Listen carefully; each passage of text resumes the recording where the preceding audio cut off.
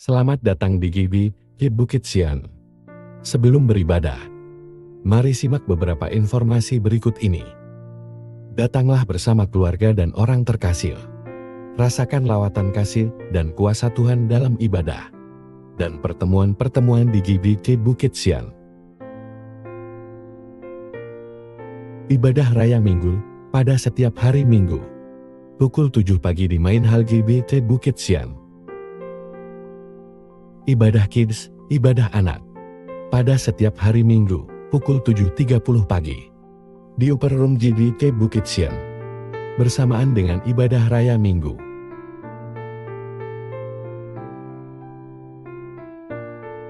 Ibadah Youth, ibadah pemuda. Pada minggu kedua dan keempat setiap bulan. Pukul 10 pagi di Main Hall GBI Bukit Sian. Doa malam, pada setiap hari Rabu, pukul 7 malam di Main Hall GBI Bukit Sian. Dan juga melalui Zoom dengan meeting ID yang tertera. Dana sosial Bukit Sian Family. Dengan Rp50.000 per keluarga setiap bulan. Kita dapat membantu keluarga Bukit Sian lainnya. Dan juga berpartisipasi dalam kegiatan sosial Bukit Sian Family. Pelayanan pastoral lainnya, seperti pelayanan keluarga, ibadah keluarga, doa khusus, konseling, pendampingan, dan bimbingan rohani. Dapat menghubungi tim Gembalo atau Majelis GBI Bukit Sian. Informasi lainnya akan disampaikan setelah ibadah selesai nanti. Selamat mengikuti ibadah sesaat lagi. Tuhan Yesus memberkati kita semua.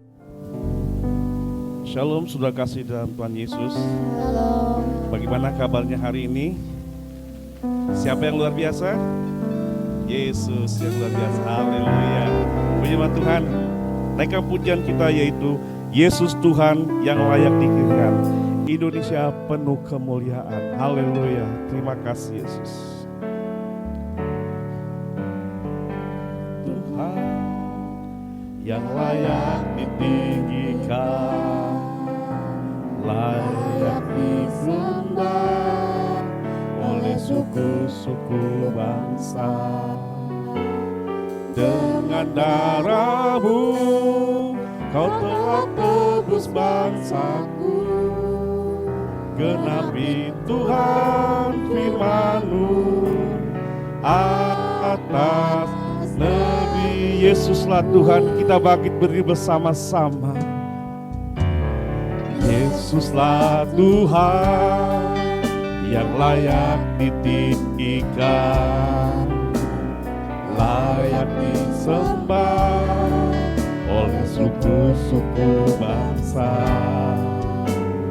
Dengan darah-Mu Kau telah tebus dosaku. Genapi Tuhan firman-Mu hatiku rindu, melihat kemuliaan-Mu. Hatiku rindu, melihat curahan kuasa-Mu di tanah tercinta, negeriku Indonesia. Ku berdoa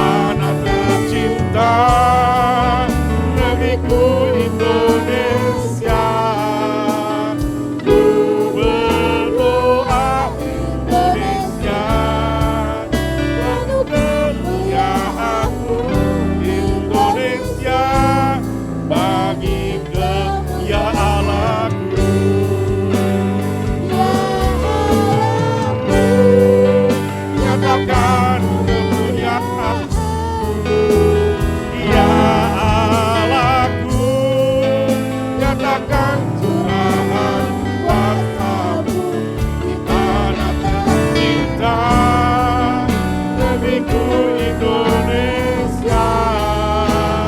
Ku berdoa Indonesia penuh kemuliaan-Mu Indonesia, ya Allahku, haleluya. Glory, haleluya. Benar Tuhan, nyatakan kemuliaan bagi bangsa kami Tuhan. Biar kemuliaan-Mu nyata Tuhan. Amin, haleluya. Di tanah tercinta negeriku Indonesia, ku berdoa Indonesia penuh kemuliaan-Mu Indonesia, bagi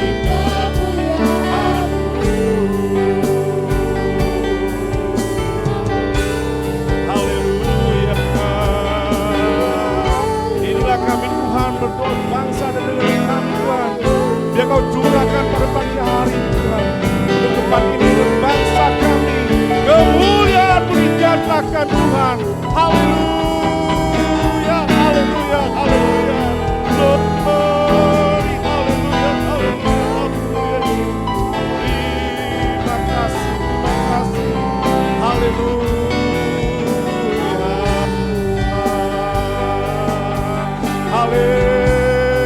Haleluya, haleluya. Glory, terima kasih Yesus. Kami percaya Tuhan, apapun yang terjadi Tuhan, kami terus berdoa untuk memuliakan nama-Mu, baik di muka Indonesia ini Tuhan. Kami percayakan semua itu Tuhan. Katakan bersama-sama, ya Allahku, haleluya. Ya Allahku, nyatakan kemuliaan-Mu. Ya Allahku, nyatakan curahan kuasa-Mu di tanah tercinta negeriku Indonesia. Ku berdoa Indonesia penuh kemuliaan-Mu Indonesia, bagi ya Allahku, ya Allahku, nyatakan kemuliaan-Mu. Ya Allahku, nyatakan curahan kuasa-Mu di tanah tercinta negeriku Indonesia. Ku berdoa Indonesia penuh kemuliaan-Mu Indonesia, bagi Indonesia, bagi kemuliaan-Mu Indonesia, bagi kemuliaan Indonesia, bagi kemuliaan nama Yesus. Indonesia, bagi kemuliaan-Mu.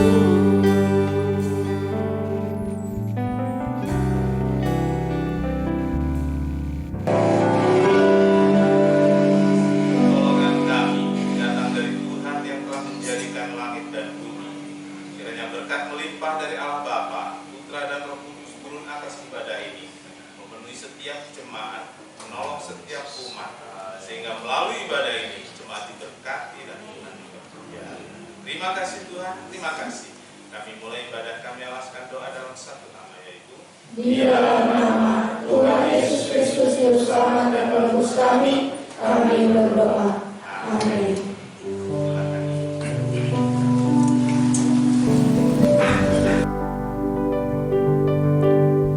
Oleh darah anak domba, amin, haleluya. Oleh kesaksian kita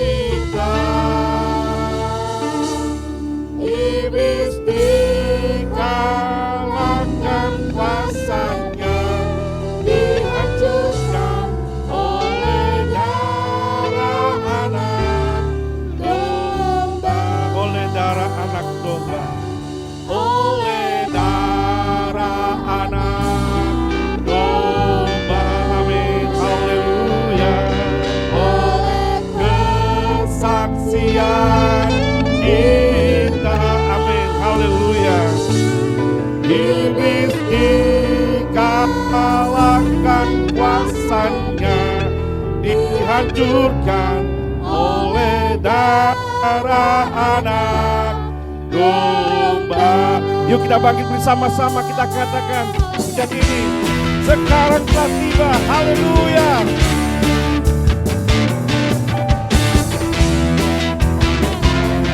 Haleluya. Sekarang telah tiba, amin. Keselamatan dan kuasa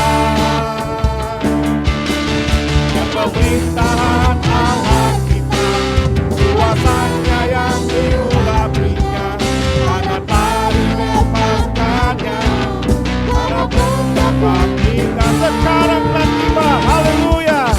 Sekarang telah tiba.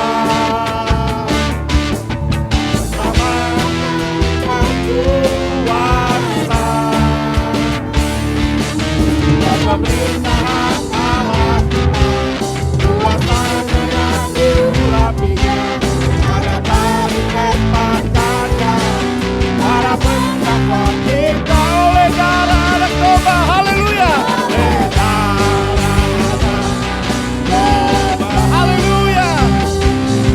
Oleh kesaksian kita, iblis dikalahkan, iblis dikalahkan, kuasanya dihancurkan oleh darah anak domba, haleluya. Kita bersorak-sorak bagi Tuhan karena iblis telah dikalahkan, haleluya.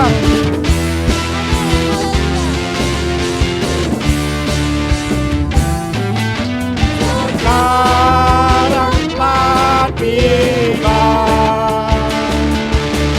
keselamatan dan kuasa, amin. Pemerintahan Allah kita, kuasanya yang diurapinya, karena tadi bebaskannya, para pendakwa kita. Sekarang telah tiba, haleluya. Sekarang telah tiba keselamatan dan kuasa, pemerintahan Allah kita, kuasanya yang diurapinya, para pendakwa kita oleh darah anak domba, oleh darah anak domba, oleh kesaksian kita, iblis dikalahkan, kuasanya dihancurkan oleh darah anak domba, oleh darah anak domba, oleh darah anak domba, oleh kesaksian kita, iblis dikalahkan, kuasanya dihancurkan oleh darah anak domba, oleh darah anak domba, haleluya. Darah anak domba, oleh kesaksian kita, iblis dikalahkan, kuasanya dihancurkan oleh darah anak domba, oleh darah anak, oleh darah anak, oleh darah anak, oleh darah anak domba, haleluya. Haleluya. Silakan sudah kasih dan Tuhan Yesus. Oleh darah anak domba, silakan. Oleh darah anak domba kita dimenangkan. Bahkan kita diberi kekuatan karena iblis telah dikalahkan di bawah kaki kita, haleluya. Sebentar kita akan menjalankan kantong persembahan yang bertugas pada pagi hari ini. Kami silakan untuk maju ke depan. Dan Saudari Meris akan berdoa untuk kita.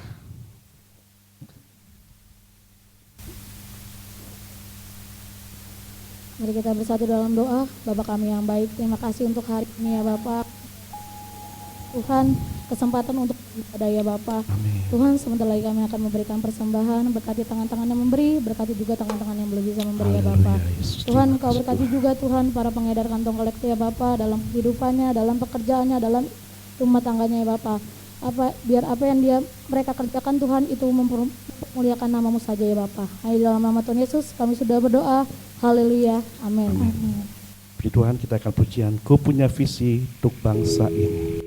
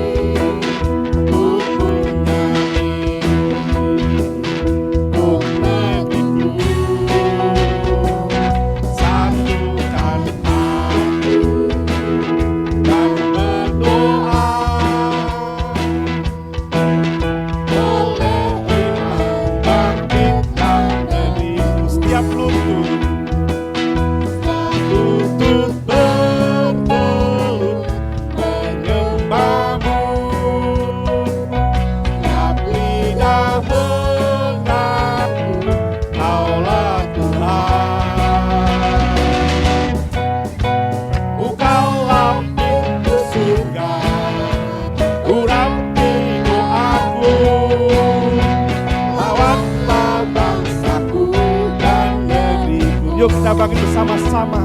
Kita punya misi di bangsa ini. Bangsa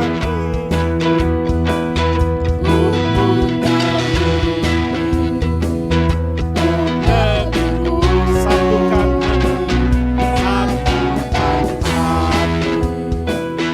dan berdoa.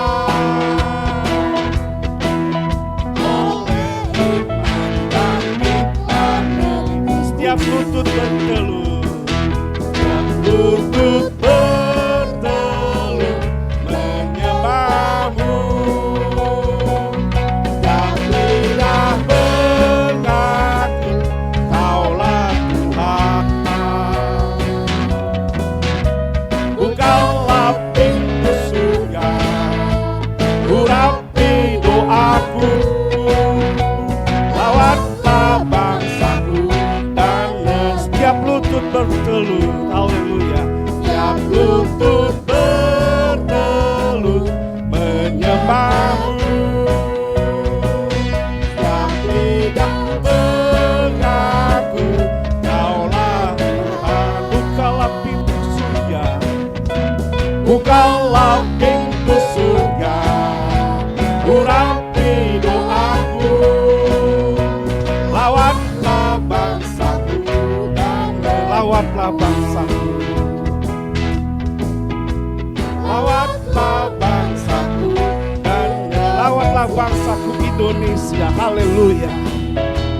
Lawatlah bangsaku Indonesia, haleluya. Oh, haleluya. Puji Tuhan. Silakan doakan sudah Tuhan Yesus. Puji Tuhan. Sebentar lagi kita akan dengan sabda Tuhan. Aku tahu Kau selalu sertaku di setiap musim apapun. Dia ada bersama kita. Haleluya.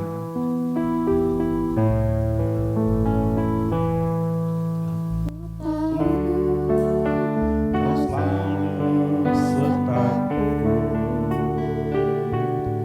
Aku tahu Engkau pimpin jalanku. Dalam suka, dalam duka, gelombang hidup ini, ku percaya Engkau beserta. Aku tahu Kau selalu sertaku. Aku tahu Engkau pimpin langkahku. Dalam suka, dalam duka, gelombang hidup ini, ku percaya Engkau besertaku. Firman-Mu Tuhan, pelita hidupku, yang menerangi setiap langkahku. Di dalam pencobaan Engkau kekuatanku, ku percaya Engkau besertaku. Aku tahu, mari kita bangkit bersama-sama untuk menghormati firman Tuhan. Aku tahu Kau selalu sertaku. Aku tahu Kau pimpin langkahku. Benar Yesus, Kau pimpin langkah kami.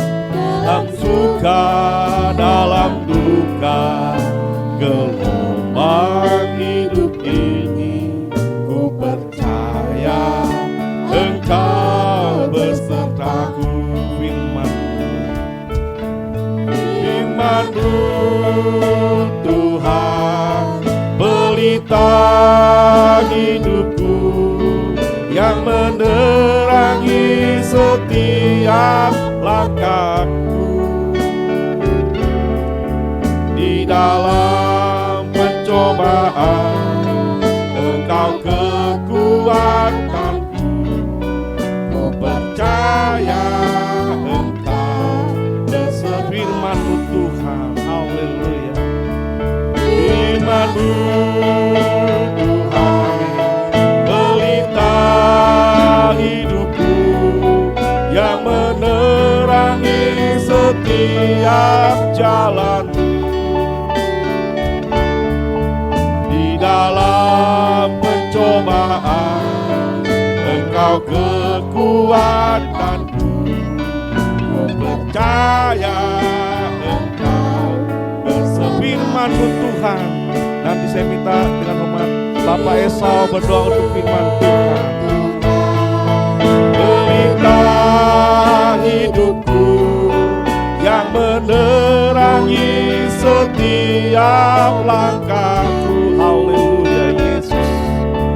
Di dalam pencobaan Engkau kekuatanku, ku percaya Engkau beserta. Ku percaya Engkau beserta. Ku percaya Engkau besertaku. Ku percaya hanya pada-Mu Yesus. Ku percaya Engkau besertaku. Haleluya, terima kasih. Bapa yang di sorga, Bapa yang kami muliakan, kami sembah, kami puji, kami agungkan di dalam nama Tuhan kami Yesus Kristus. Kembali ke hadirat-Mu Tuhan pada pagi hari ini ya Bapa. Kami dapat berkumpul di rumah-Mu untuk memuji memuliakan akan nama-Mu. Dan saatnya kami mau mendengar firman kebenaran-Mu Tuhan. Kuduskan hati kami ya Bapa, arahkan hati dan pikiran kami yang tertuju kepada firman-Mu. Sehingga pada saat ini firman-Mu tidak sia-sia tapi dapat tertanam dalam hati dan pikiran kami ya Bapa. Sehingga kami menjadi pelaku-pelaku firman-Mu ya Bapa. Sehingga firman dapat menguatkan kami Tuhan, agar kami tetap setia untuk datang kepadamu ya Bapa. Terima kasih Tuhan, dan saatnya juga hamba-Mu yang Tuhan sudah siapkan. Urapi secara khusus dan luar biasa ya Bapa. Roh Kudus-Mu sendiri berkata-kata melalui bibir mulut hamba-Mu ya Bapa. Sehingga apa yang hamba-Mu menyampaikan ya Bapa, biar Roh Kudus sendiri berbicara ya Bapa di dalam nama Yesus. Berkati Bapa penggembala ya Bapa yang sudah Tuhan sudah percayakan untuk menyampaikan firman-Mu. Terima kasih Tuhan, kami sambut firman-Mu. Hanya di dalam nama Tuhan kami Yesus Kristus, firman yang hidup itu, kami sudah berdoa mengucap syukur kepada Bapa di sorga. Terima kasih Tuhan, haleluya. Amin. Amin. Silakan duduk, saudara kasih dari Tuhan Yesus. Selamat dengan firman Tuhan yang akan disampaikan oleh Bapak Gembala kita. Silakan. Selamat pagi Bapak Ibu Saudara.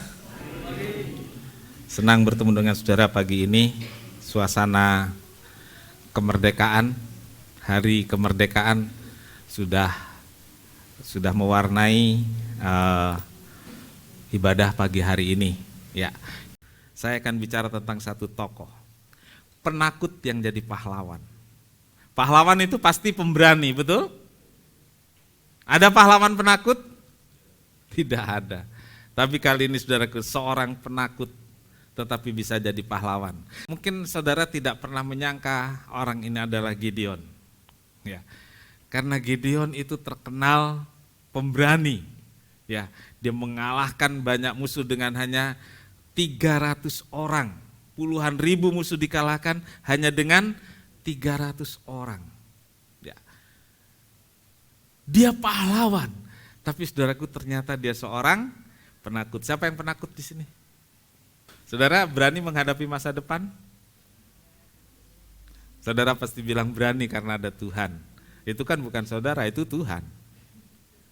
Yang secara pribadi pasti ada rasa takut, deg-degannya ada gitu. Tetapi bersama Tuhan tentu bisa. Kenapa Gideon bisa jadi pahlawan? Bisa jadi pemimpin? Karena dia tidak sendiri. Dia bersama dengan Tuhan. 1 Korintus 25 ayat 27. Ya, 1 Korintus 5. Ya, maksud saya 1 Korintus 1 ayat 25 sampai 27. 1 Korintus 1 ayat 25 sampai 27.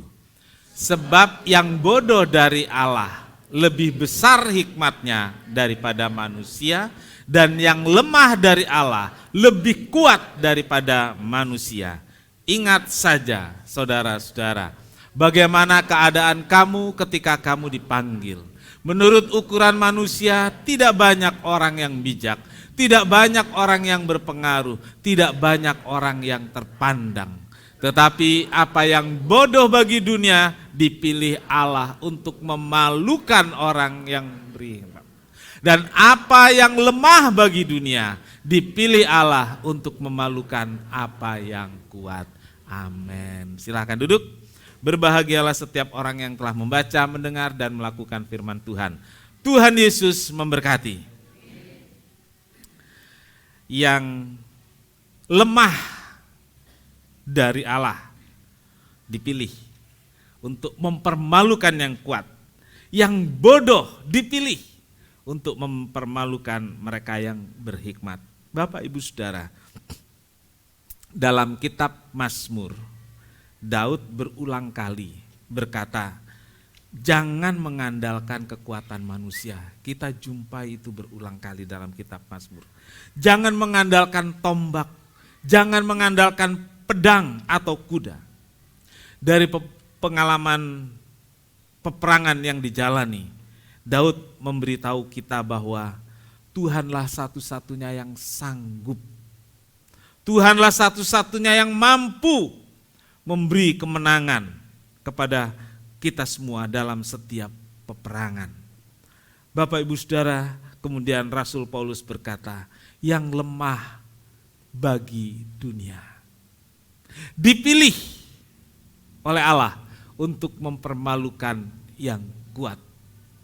Kemudian yang bodoh dari Allah dipilih untuk mempermalukan yang berhikmat. Bukan berarti Allah tidak memilih orang-orang yang berhikmat. Allah pilih juga. Allah pilih juga orang-orang yang kuat. Tetapi kalau kita tahu kita seorang yang lemah, kalau kita tahu kita seorang yang bodoh, jangan kecil hati. Jangan minder, jangan kurang pede. Karena kalau kita percaya Tuhan dan berserah, Tuhan sanggup mengangkat kita makin tinggi, makin tinggi. Amin. Haleluya, puji nama Tuhan. Saudaraku, apa yang dikatakan oleh Daud, apa yang dikatakan oleh Rasul Paulus, ternyata itu kemudian cocok atau jadi pengalaman hidup dari seorang yang bernama Gideon. Dia seorang yang lemah. Bahkan saya menyebutnya sebagai seorang yang penakut, ya, seorang yang penakut. Tetapi kemudian kita lihat dia menjadi pembebas bagi bangsanya, yaitu bangsa Israel. Saudaraku, beberapa hal kita akan lihat pagi hari ini. Yang pertama, ada satu yang aneh. Ya, ada satu yang aneh dari Gideon ini, saudaraku. Mengirik gandum di tempat pemerasan gandum. Harusnya mengirik gandum di mana, saudaraku? Di mana mengirik gandum? Ya, di tempat pengirikan gandum. Memeras anggur baru di tempat pemerasan anggur. Tapi ini mengirik gandum di tempat pemerasan gandum. Kita baca Hakim-Hakim 6 ayat 11. Kemudian datanglah malaikat Tuhan dan duduk di bawah pohon terbantin di Ofra, kepunyaan Yoas, orang Abiezer itu.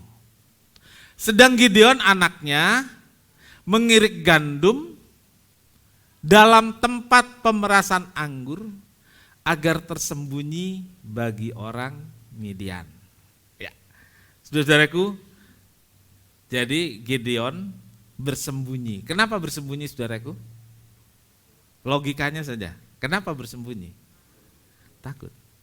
Ya. Dia takut. Dia takut kepada orang-orang Midian. Kondisi bangsa Israel adalah sedang tidak baik-baik saja. Itu kondisi bangsa Israel. Mereka dijajah, ditindas oleh satu bangsa yang bernama bangsa Midian. Mereka tidak lagi menyembah Allah Israel dan melakukan yang jahat di mata Tuhan. Mereka membangun tempat-tempat penyembahan yang disebut kuil. Dan ada satu nama dewa yang disembah, yaitu Baal. Dan kuil-kuil Baal ini sebagai tempat ibadah mereka dan penyembahan menggantikan ibadah kepada Allah orang Israel yang biasa mereka lakukan di bait suci. Hakim-Hakim 6 ayat 1, saudara-saudara, kita lihat di sini penjelasan tentang bagaimana kondisinya.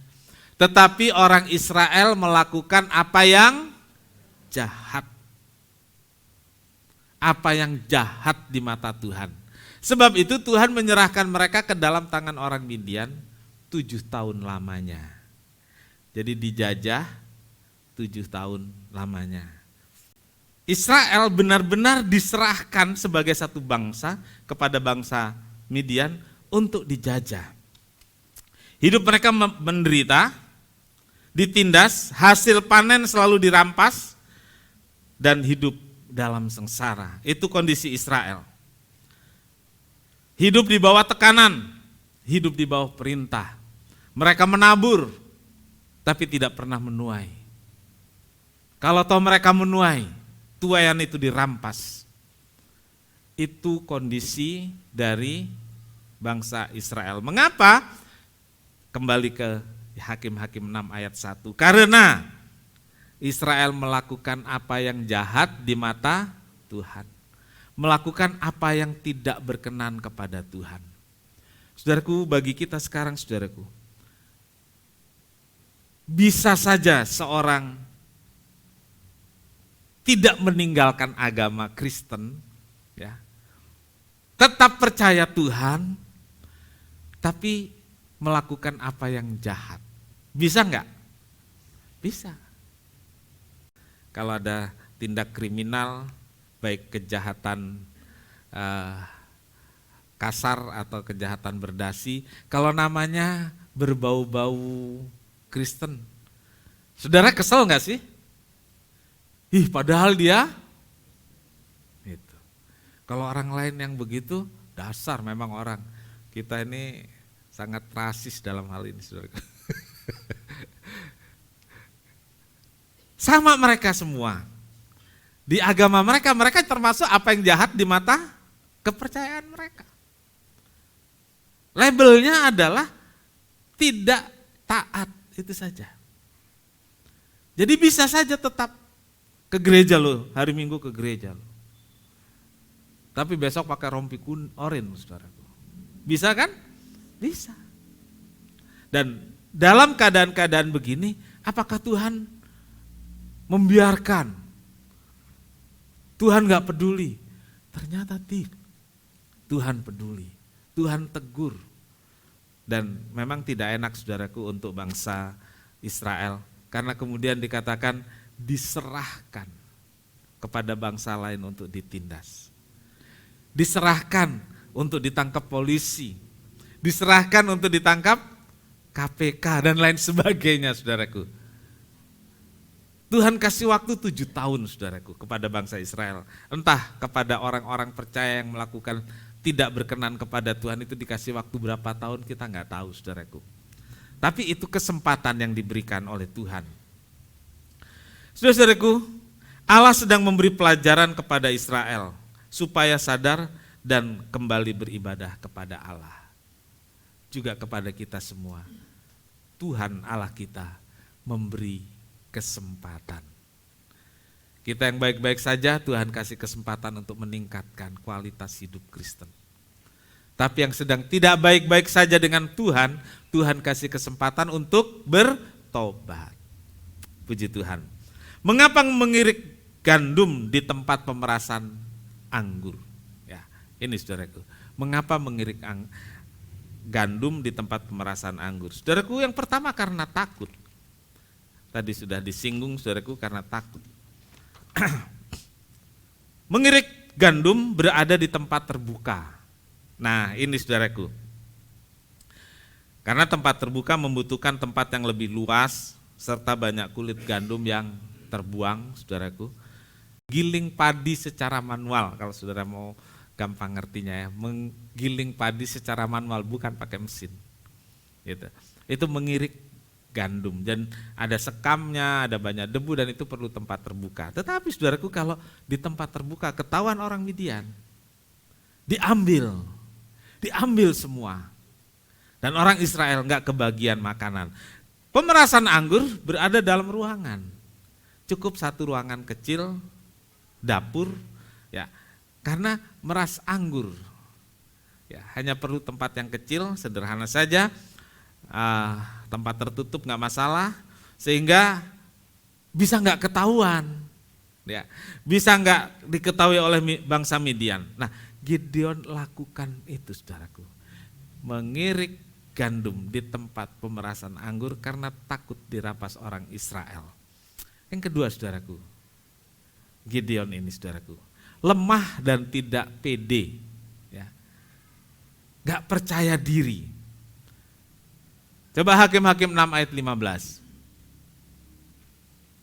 Tetapi jawabnya kepadanya, Tuhanku, dengan apakah akan kuselamatkan orang Israel? Ketahuilah kaumku adalah yang paling kecil di antara suku Manasye, dan aku pun seorang yang paling muda di antara kaum keluargaku.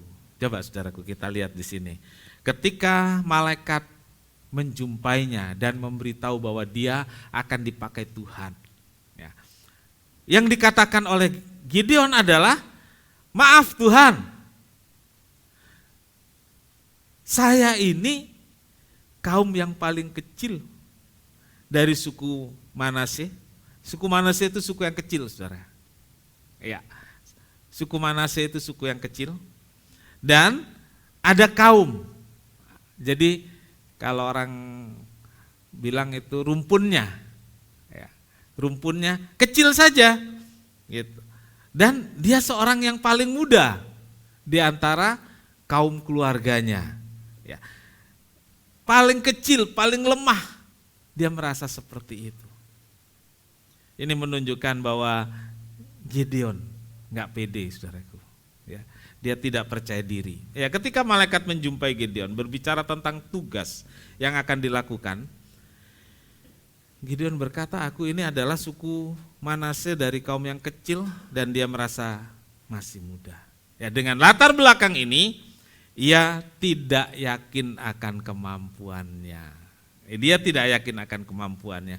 Dia tidak percaya diri. Ya. Saudaraku, penting loh percaya diri.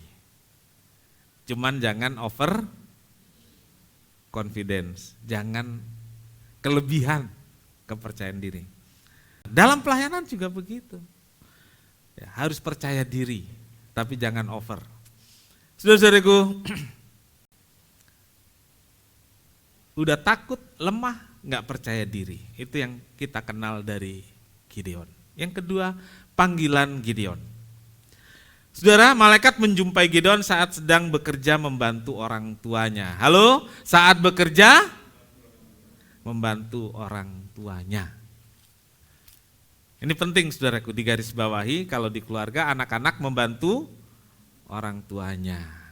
Ya, oke, lanjut ya, nggak usah dibahas. Ini ibu-ibu bapak sudah begini, puas lu anak-anak di khotbah sama Pak Pendeta, taunya Pak Pendeta nggak bahas. Sebenarnya sudah tahu juga lah ya, sudah tahu sendiri itu. Nah, oke. Kenapa membantu? Agar ada persediaan makan di rumah. Jadi gandum digiling supaya ada makan di rumah. Dan itu dikerjakan oleh Gideon. Dia mengirik gandum, ya menggiling padi, semacam menggiling padi secara manual tadi, dengan tempat yang tersembunyi. Tetapi positifnya di sini saudaraku, dan inilah saya lihat kenapa Tuhan Allah memilih Gideon saudaraku. Kenapa Tuhan sampai dari sekian banyak anak-anak muda di Israel, tapi pilihan Allah tertuju kepada Gideon. Yang pertama saudaraku, karena Gideon seorang yang rajin. Ya, seorang yang rajin. Katakan, seorang yang rajin. Saya seorang yang rajin. Engkau yang rajin benar-benar diberkati Tuhan. Haleluya. Saudaraku, dia rajin. Jadi saudaraku, Gideon dipanggil saat bekerja. Ya. Jadi Gideon dipanggil bukan waktu main game. Bukan waktu tidur-tiduran. Enggak, saudaraku. Gideon dipanggil waktu bekerja. Dia rajin. Tuhan senang dengan orang-orang yang rajin. Ya. Coba kita lihat Amsal 10 ayat 4. Ya. Amsal 10 ayat 4. Tangan yang lamban membuat miskin, tetapi tangan orang rajin menjadikan kaya. Baca sama-sama, 2, 3. Tangan yang lamban membuat miskin, tetapi tangan orang rajin menjadikan kaya.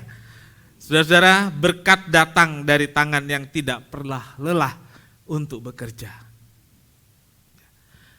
Tangan yang gak pernah capek untuk bekerja. Pengkhotbah katakan tabur di pagi hari dan jangan kasih berhenti tanganmu sampai pada petang hari. Ya. Nabur pagi tapi dibilang jangan berhenti tanganmu sampai petang hari. Saudara bekerja berapa jam sehari? Itu di kantor. Terus di rumah saudara tidur emangnya? Ada ini itu diberesin kan, itu orang rajin. Kalau yang bekerja 8 jam sehari pulang terus tinggal makan, tidur, nonton. Nah, saudaraku, itu tidak termasuk rajin. Karena tangan yang rajin itu tidak berhenti sebelum tidur. Iya. Tangan yang rajin itu tidak berhenti makan. Salah ya. Tidak berhenti sebelum tidur, apa aja ada. Namanya berhenti ya waktu tidur. Dan jarang terjadi itu ya. Jarang terjadi. Kalau orang Jawa bilang apa Pak Pri? Umek aja gitu ya. Betul ya? Umek gitu ya. Terus saja. Ada aja yang dikerjain. Dengan keringatmu, engkau akan makan. Ya, engkau akan makan hasil jerih payahmu. Rajin, saudaraku. Jadi orang harus rajin. Tentu kita mau belajar untuk jadi orang yang rajin. Karena Alkitab bilang tangan yang rajin menjadi kaya, tangan yang rajin diberkati oleh Tuhan. Petrus dipanggil waktu kerja. Di mana Petrus dipanggil? Di tepi pantai Galilea, waktu kerja sebagai nelayan. Paulus dipanggil waktu apa, saudaraku? Waktu kerja keras dan ngamuk sesuai dengan keyakinannya. Dia mau habisi orang-orang yang percaya Tuhan. Kan rajin, semangat pada kepercayaannya. Dan disitulah kemudian Tuhan panggil.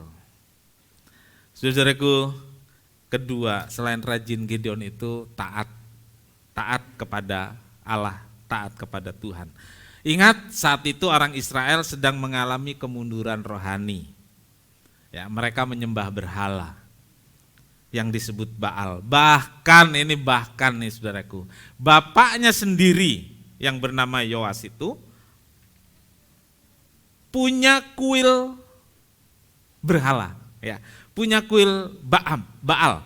Ya, dalam Hakim-Hakim 6 ayat 25 kita membaca di sana, pada malam itu juga Tuhan berfirman kepada Gideon, ambil seekor lembu jantan kepunyaan ayahmu, yakni lembu jantan yang kedua, berumur 7 tahun.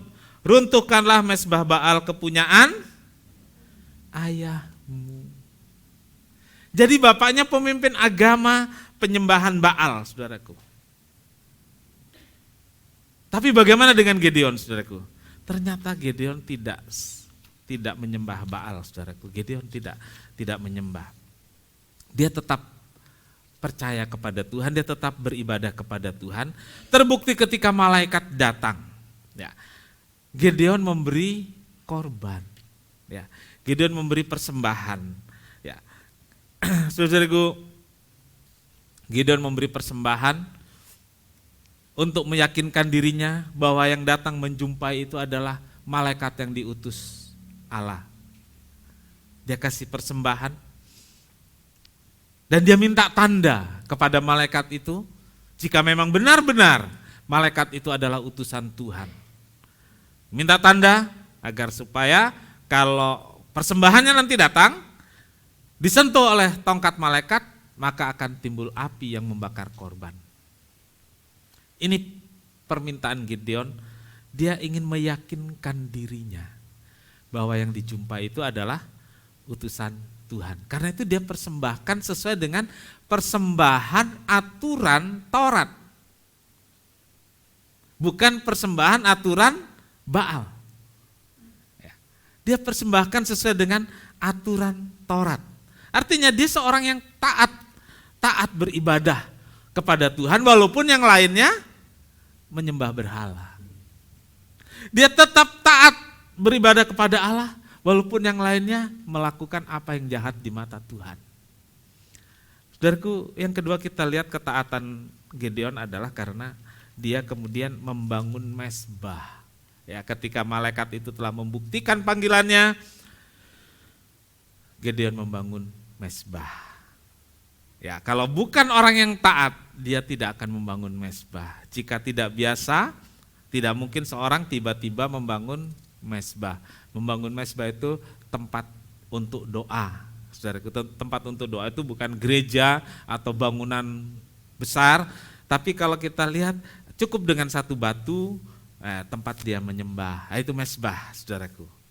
Atau bangunan kecil, tempat dia menyembah. Saudaraku, kalau di kepercayaan Hindu, saudaraku, di setiap depan rumah itu ada mezbah. Serius, saudaraku, dari kecil saya lihat itu. Ya, di kampung saya ada lebih dari satu kecamatan itu kampung orang-orang Hindu, saudaraku. Bahkan sebelum dia bangun rumah, dia bangun mezbah dulu. Itu yang pertama. Yang kedua, tidak boleh rumah lebih bagus dari mezbah. Saya pikir ini kepercayaan yang dianut dengan luar biasa. Saudara punya mezbah di rumah sebagai orang percaya Tuhan? Satu tempat di mana saudara biasa berdoa. Bangun tidur berlutut di samping kasur gitu ya, taruh kepala dan tahu 1 jam amin. Kenapa saya katakan ini? Kenapa? Karena saya pernah begitu. Kan gitu ya. Jadi saudara nggak usah malu lah. Yang saudara lakukan saya lebih dulu lakukan kok dulu. Gitu ya. Iya. Bagaimana dengan kita sebagai orang Kristen punya mesbah? Enggak. Gitu loh. Mereka punya tempat tertentu. Ya kita harusnya punya ya. Harusnya punya. Mungkin bukan ruangan tertentu tapi tempat tertentu. Kalau berdoa ya di sana gitu. Jadi kadang-kadang baru lihat tempatnya saudaraku, oh ya saya belum berdoa, baru lihat tempatnya saudaraku. Iya. Kadang-kadang ada kesibukan ya, kesibukan ini dan itu, pagi hari bisa yang biasanya doa, atau pagi ada WA harus gini harus gitu ya, atau udah jam 6, lupa nih, udah mandi, lihat, oh iya tadi belum berdoa, ya mulai ambil waktu. Jadi ada mesbah. Nah, Gideon punya kebiasaan menyembah Tuhan, entah di sudut mana di rumahnya, karena bapaknya kepercayaannya beda, menyembah berhala. Nah, saudara-saudariku, ketika selesai perbincangan dengan malaikat, Gideon langsung membangun mesbah dan memberi nama untuk mesbahnya itu Yehovah Shalom. Ya, Yehovah Shalom, yang artinya Tuhan. Biasa saudara menyebut Shalom, kalau ketemu Shalom. Ada nadanya yang selalu nggak berubah, Shalom. Dia habis ngomelin anaknya di dapur, dia bentak-bentak anaknya, pendeta datang terus Shalom. Udah lain lah itu gitu ya. Shalom itu artinya banyak, diterjemahkan bisa selamat, damai sejahtera, atau selamat saja, tapi artinya ini yang lebih menonjol dalam peristiwa Gideon, yaitu Tuhan itu keselamatan. Katakan sama-sama, Tuhan itu keselamatan. Jadi ketika saudara kasih salam Shalom, Tuhan itu keselamatan. Jadi lain kali saudara pahami itu ya, Tuhan itu keselamatan. Apa bedanya dengan selamat pagi, selamat siang, selamat malam? Apa bedanya? Tidak ada bedanya, hanya soal bahasa. Apa yang Shalom itu lebih rohani? Enggak juga sih, sama aja gitu ya, sama aja. Jadi kalau saudara nggak ngucapin Shalom waktu ketemu, ngucapinnya selamat pagi, nggak dosa, ya, nggak masalah dengan itu. Jadi membangun mesbah bagi Gideon adalah sebagai bentuk ucapan syukur dan terima kasih kepada Allah yang sudah mengutus, kepada Allah yang sudah menjumpai, kepada Allah yang sudah memberi harapan besar bagi Gideon dan bangsa Israel. Saudara, kalau saudara merasa senang telah diselamatkan, merasa bahagia karena sudah diberi harapan besar oleh Tuhan dalam hidup ini, bangunlah mesbahmu. Hidup kita ini jadikanlah mesbah. Ya, jadikan hidup ini mesbah sebagai tempat berterima kasih kepada Tuhan yang telah menyelamatkan kita. Baik, poin 3. Ada 3 kali Gideon meminta tanda. Ya, 3 kali Gideon meminta tanda adalah hal yang tidak biasa, ya, tidak lazim, saudaraku. Saudara pernah minta tanda dari Tuhan? Minta tanda? Saya mengenal seorang yang minta tanda, saudaraku. Tapi kemudian dia nggak mau, saudaraku. Karena bukan seperti yang dimaksudkan. Lah, gimana, saudaraku? Kan nggak bisa. Gitu ya, nggak bisa begitu. Kalau Tuhan kasih tanda ya ikuti. Perlu nggak sih minta tanda? Jangan-jangan hanya keinginan dan pikiran kita saja dicocok-cocokkan. Gitu. Saya melihat dari peristiwa ini, saudaraku, Gideon minta tanda itu karena dia ragu-ragu. Dan saya perhatikan orang-orang yang selalu minta tanda karena dia ragu. Ragu kepada siapa? Pada dirinya sendiri. Ragu kepada siapa? Ragu kepada Tuhan juga. Ada firman Tuhan. Ini kan cukup. Gitu. Apalagi zaman sekarang minta tanda. Bisa lain-lain nanti. Kan seperti itu ya. Bisa lain-lain, saudaraku. Ya. 3 kali Gideon minta tanda. Dikasih 1 kali nggak cukup, dia minta lagi. Yang pertama dia minta tanda adalah api dari tongkat malaikat agar bisa membakar persembahannya. Dalam Hakim-Hakim 6 ayat 17 sampai 21, ayat 17 saya baca permintaannya. Jika sekiranya aku mendapat kasih karunia di matamu, maka berikanlah kepadaku tanda. Ya, ini permintaannya. Berikanlah kepadaku tanda bahwa engkau sendiri yang berfirman kepadaku. Kemudian ayat 21, dan malaikat Tuhan mengulurkan tongkat yang di tangannya, dengan ujungnya disinggungnya daging dan roti itu, maka timbullah api dari batu itu dan memakan habis daging dan roti. Kemudian hilanglah malaikat Tuhan dari pandangannya. Jadi setelah memberi tanda, api keluar dari batu dan membakar persembahannya, malaikat hilang. Cukup gak sih? Kalau saudara diberi tanda gitu, puas gak? Jarang-jarang terjadi. Mungkin seumur hidup kita gak pernah mengalami atau mendengar. Tapi ini sampai terjadi loh saudaraku.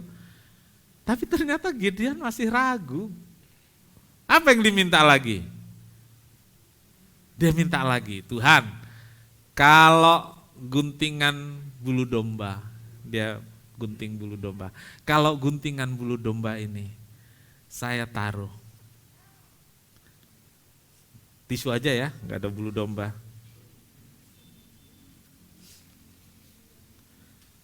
Jadi dia taruh ini saudaraku.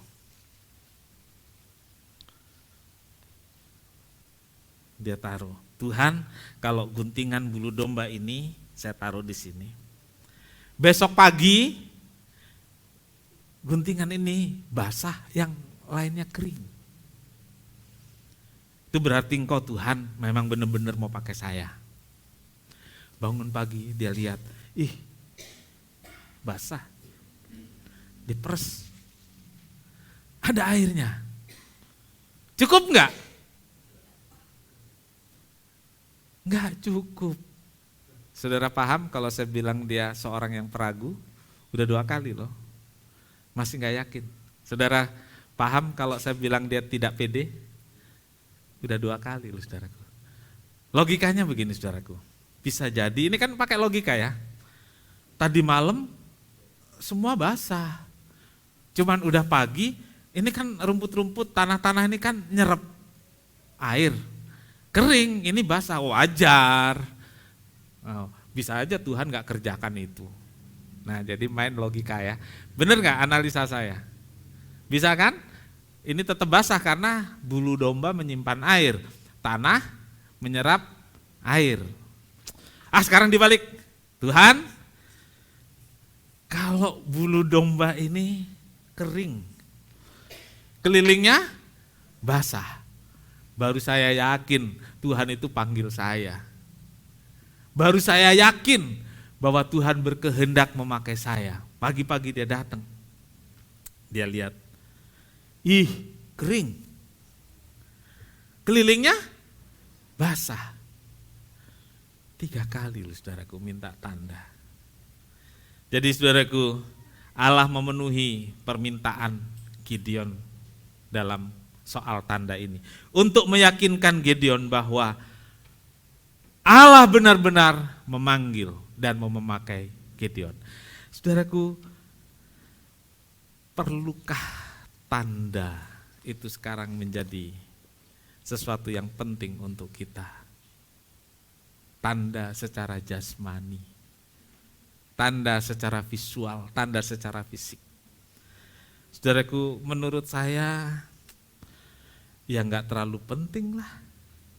Sekarang ya, tanda yang penting adalah damai sejahtera di hati. Kalau saudara mengambil keputusan sesuatu, kalau saudara merasa Tuhan berkehendak memakai saudara, saudaraku, Tuhan ingin saudara melakukan sesuatu, kalau hati saudara damai sejahtera, yakinlah itu memang Tuhan berkehendak, gitu.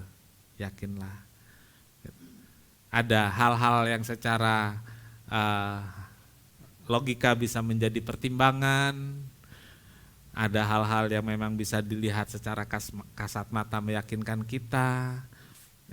Kalau minta tanda nanti lain-lain lagi, saudaraku. Karena iblis juga bisa campur tangan di sana. Kan seperti itu. Bisa. Jadi tanda yang paling penting adalah hubungan kita dengan Tuhan. Kalau hubungan kita dengan Tuhan itu baik-baik saja, ketika kita ingin melakukan sesuatu, ya Tuhan yakinkan. Kita nggak perlu ragu-ragu. Di hati kita memang nggak ada ragu-ragu. Masih belum yakin juga si Gideon ini, saudaraku. Kalau saya jadi Tuhan, kebangetan lu ya. Iya, saudaraku. Gideon masih belum puas dengan 3 tanda, masih belum yakin. Lalu saudaraku, ada satu orang yang mimpi. Ada prajurit yang mimpi.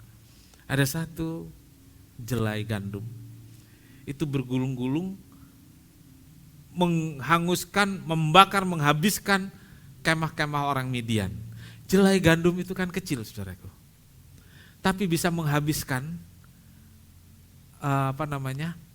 perkemahan orang Midian. Dalam Hakim-Hakim 7 ayat 15, ini keyakinan dari Gideon tumbuh di sini, saudaraku.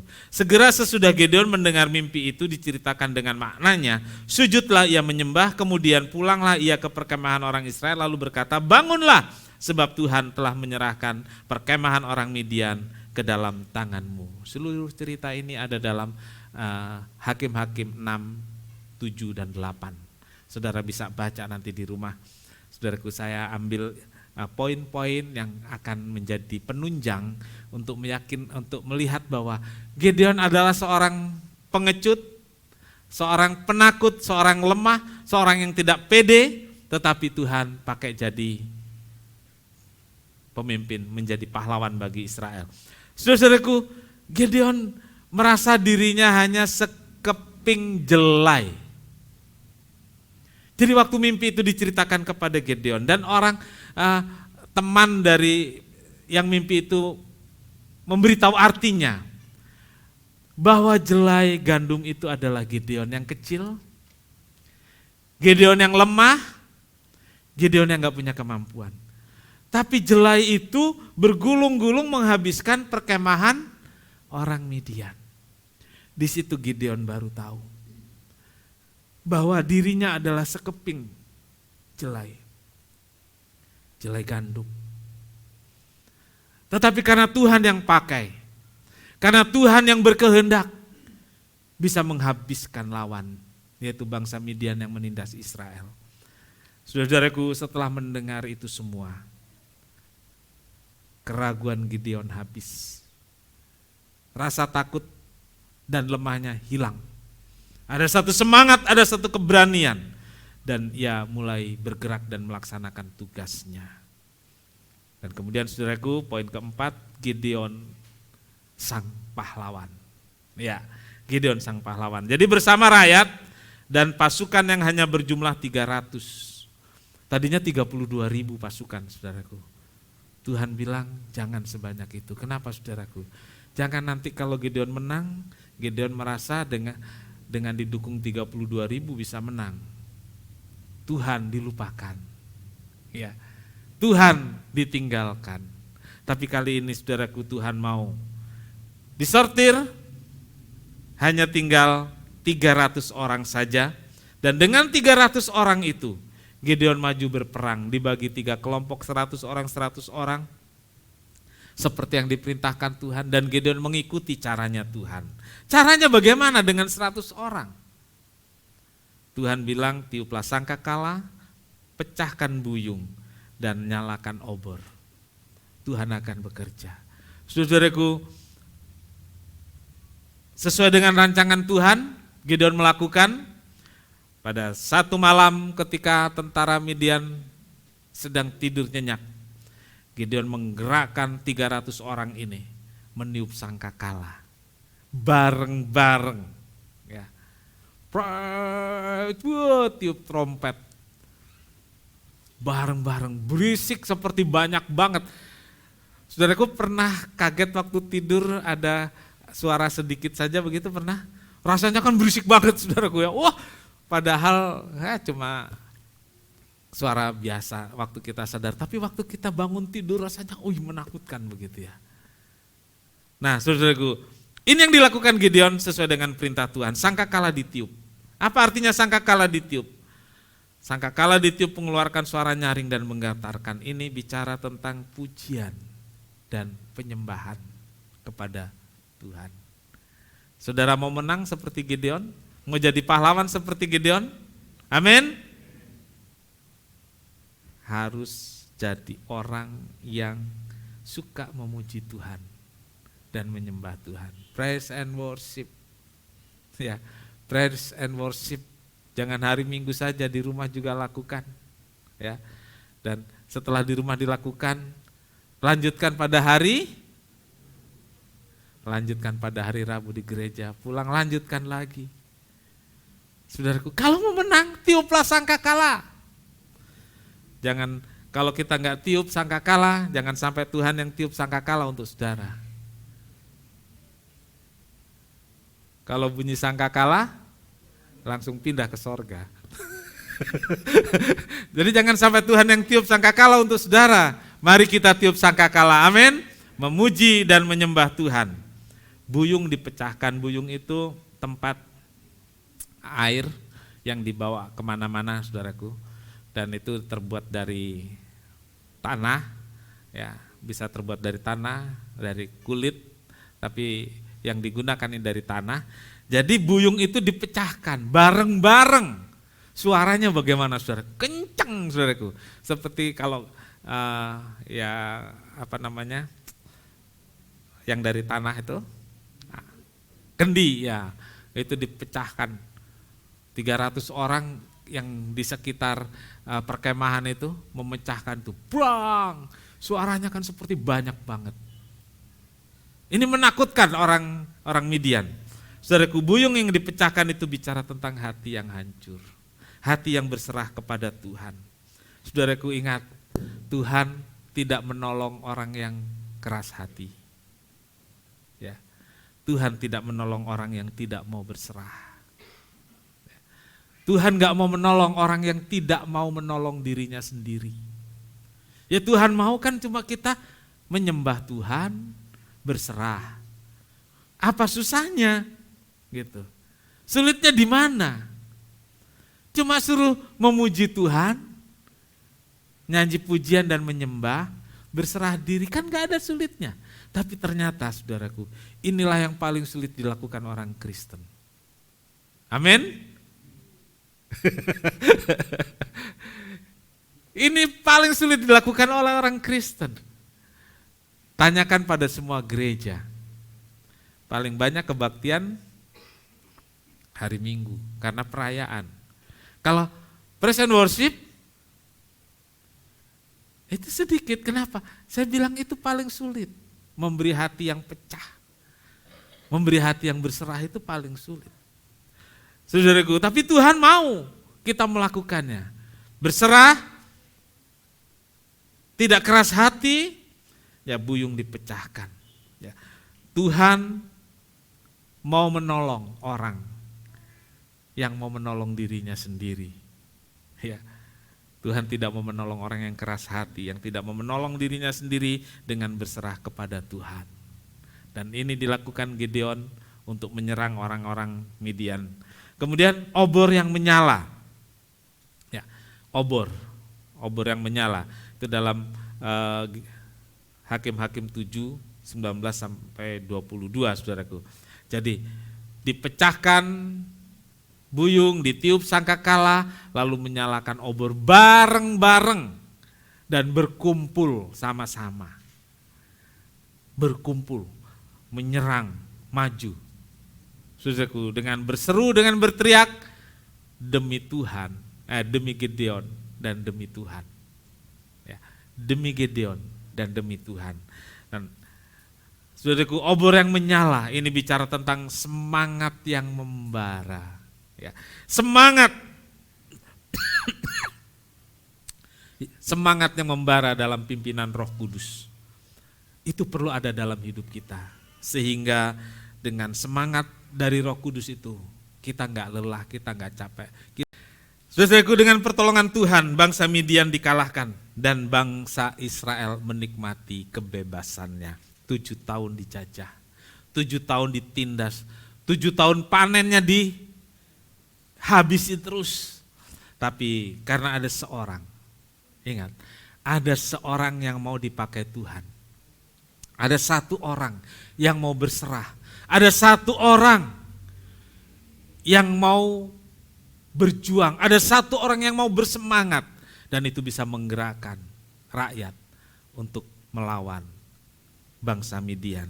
Saudaraku, jika Tuhan mau dan jika kita mau dipakai, siapapun kita, apapun keadaan kita, dengan latar belakang seperti apapun, bagaimanapun asal kita, dari manapun asal kita, asalkan kita mau percaya, Tuhan gak pilih kasih. Ingat, yang lemah menurut pandangan dunia dipilih Allah. Yang bodoh dari pandangan dunia dipilih Allah untuk melakukan sesuatu yang besar. Sama seperti Yefta. Dianggap bukan anak mamanya, diusir. Anak PSK. Nggak dianggap, tapi dia bisa berhasil. Siapa Gideon? Penakut, lemah, nggak percaya diri. Tapi Tuhan pakai sebab dia mau berserah kepada Tuhan, mau mempercayai panggilan. Saya nggak tahu apa yang menjadi pergumulan saudara dalam hidupmu untuk sekarang, di keluarga, untuk masa depan. Jangan rendah diri, jangan jadi peragu, jangan penakut. Percayalah pada Tuhan, Dia membuat engkau percaya diri. Kalau engkau kurang percaya diri, tingkatkan percayamu kepada Tuhan. Tuhan pasti akan menolong, Tuhan akan memberi kesanggupan dan membuat kita sukses, membuat kita berhasil, membuat Tuhan dipermuliakan. Amin. Tuhan Yesus memberkati. Kita sama-sama berdiri.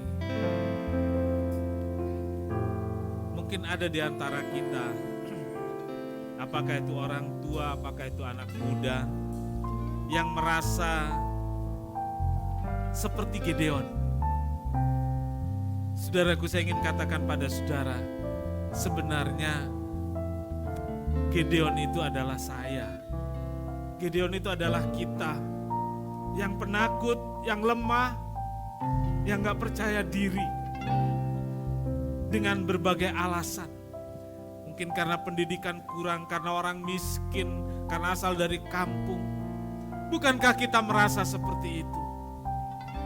Yang kita hadapi adalah raksasa-raksasa yang besar di kota ini, di tempat pekerjaan, di tempat sekolah. Tapi saudaraku, Tuhan mau pakai, Tuhan mau pegang tanganmu, Tuhan mau tuntun langkahmu, Tuhan mau mengangkatmu untuk menjadi pahlawan, untuk jadi pemimpin, untuk menjadi yang sukses, untuk menjadi yang berhasil, untuk menjadi kepala. Asalkan kita mau tunduk, berserah, kita mau taat, mau bawa diri kita dengan hati yang hancur kepada Tuhan.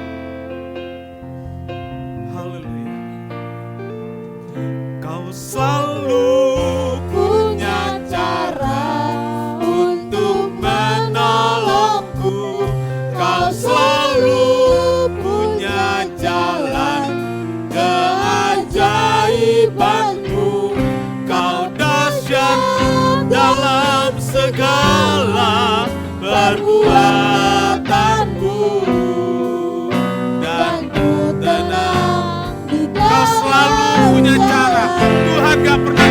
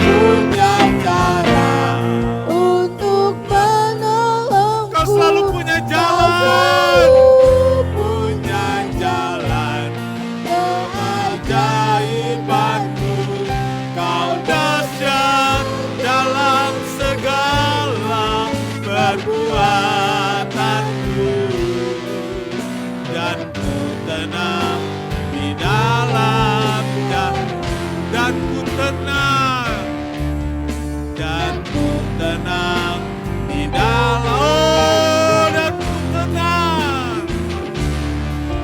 dan ku tenang di dalam jalanku. Haleluya,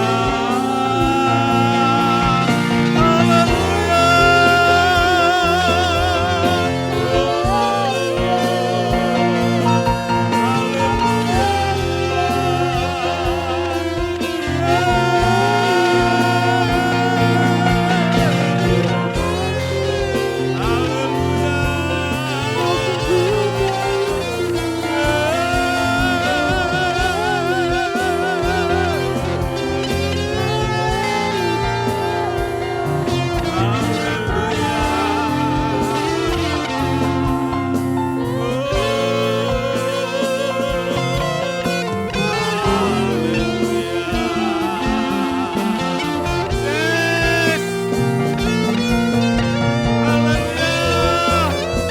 Engkau punya banyak cara menolong kami, Tuhan. Engkau punya banyak jalan untuk kami, Tuhan. Haleluya,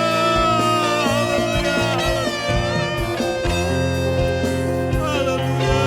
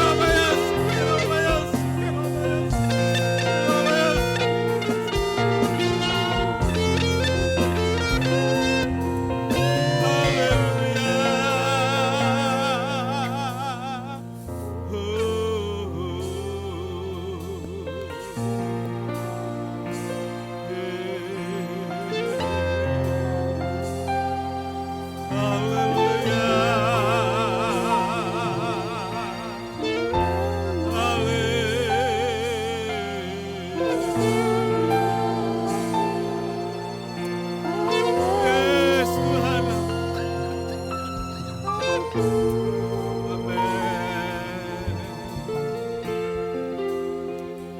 Kau selalu Punya cara untuk menolongku, Kau selalu punya jalan keajaibanmu. Kau dahsyat dalam segala perbuatanmu, dan ku tenang di dalam jalanmu. Kau selalu punya cara untuk menolongku, Kau selalu punya jalan keajaibanmu. Kau dahsyat dalam segala perbuatanku, dan ku tenang di dalam caramu. dan ku tenang. Nanti Eca Dan akan ku membawa kita dalam tenang doa. di dalam caramu. Dan ku tenang, dan ku tenang di dalam jalanmu. Yes. Amin, amin, haleluya, haleluya.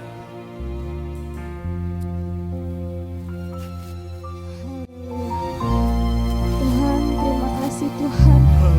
Pada pagi hari ini kami diberi kesempatan mengakui kepadamu bahwa mungkin setiap kami punya ketakutan kami masing-masing. Setiap kami punya kecemasan kami masing-masing terhadap masa depan kami Tuhan. Tapi kami yakin percaya Engkau pakai gini, Engkau akan pakai setiap kami Tuhan. Amin. Engkau tidak akan menjadikan kami ekor tapi menjadikan kami kepala Tuhan. Yes. Baik keluarga kami, baik dalam pekerjaan kami, Engkau mau memimpin kehidupan kami ya Tuhan. Tuhan, ampuni setiap dosa dan kesalahan kami Tuhan. Biar Engkau mau terus pakai kehidupan kami masing-masing Tuhan. Biarlah kami selalu memuliakan-Mu Tuhan dalam setiap kegiatan yang kami lakukan Tuhan.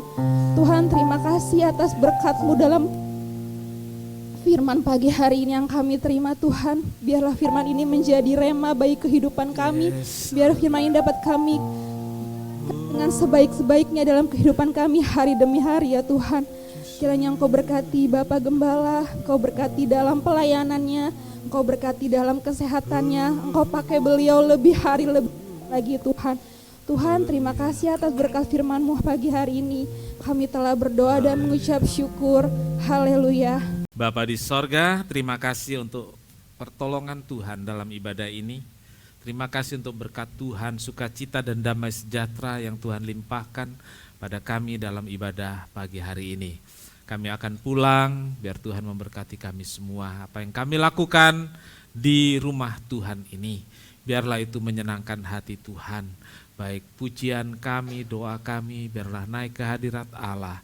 Juga persembahan, persepuluhan anak-anak-Mu, biarlah itu menyenangkan hati Tuhan. Dan dari sorga Tuhan buka pintu-pintu berkat, memenuhi setiap pundi-pundi anak-anak-Mu, sehingga setiap jemaat dicukupkan dalam segala hal. Tuhan dipermuliakan. Terima kasih Tuhan, terima kasih. Saudaraku, Tuhan memberkati engkau dan melindungi engkau. Tuhan menyinari engkau dengan wajah-Nya dan memberi engkau damai sejahtera. Tuhan menghadapkan wajah-Nya kepadamu dan memberi engkau damai sejahtera. Saudara yang kekasih, terimalah berkat dan damai sejahtera dari Allah Bapa, kasih karunia dari Tuhan Yesus, serta persekutuan Roh Kudus, serta kita semua sekarang sampai selamanya. Ini doa kami alaskan dalam satu nama, yaitu di dalam nama Tuhan Yesus Kristus, Juru Selamat dan Penebus kami berdoa. Bapa kami yang di sorga, dikuduskanlah nama-Mu, datanglah kerajaan-Mu, jadilah kehendak-Mu di bumi seperti di surga. Berikanlah kami pada hari ini makanan kami yang secukupnya, dan ampunilah kami akan kesalahan kami, seperti kami juga mengampuni orang yang bersalah kepada kami. Dan janganlah membawa kami ke dalam pencobaan, tetapi lepaskanlah kami daripada yang jahat. Karena Engkaulah yang punya kerajaan dan kuasa dan kemuliaan sampai selama-lamanya. Amin. Bapa